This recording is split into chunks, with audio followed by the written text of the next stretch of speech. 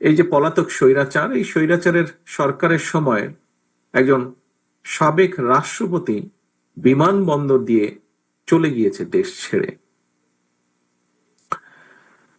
যেভাবে চলে গিয়েছে সেটিকে যদি আমরা মিলাই তাহলে দেখব যে 5ই আগস্ট আরেকজন দেশ ছেড়ে পালিয়ে গেছে, ইনিও অনেকটা সেভাবেই পালিয়ে গিয়েছেন। কিন্তু এখন বলা হচ্ছে যে অন্তর্বর্তীকালীন সরকার নাকি তার এই দেশ ত্যাগের ব্যাপারে কিছুই জানে না।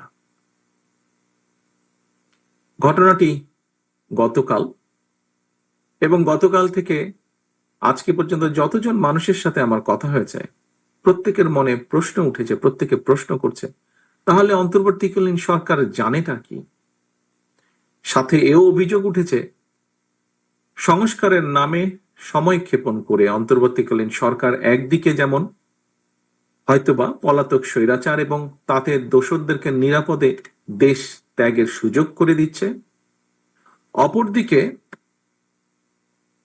অত্যন্ত সুকৌশলে নানা ইস্যু সৃষ্টি করে স্বৈরাচার বা ফ্যাসিবাদে বিরোধী যে রাজনৈতিক দলগুলো আমরা যারা মাঠে ছিলাম সেই দলগুলোর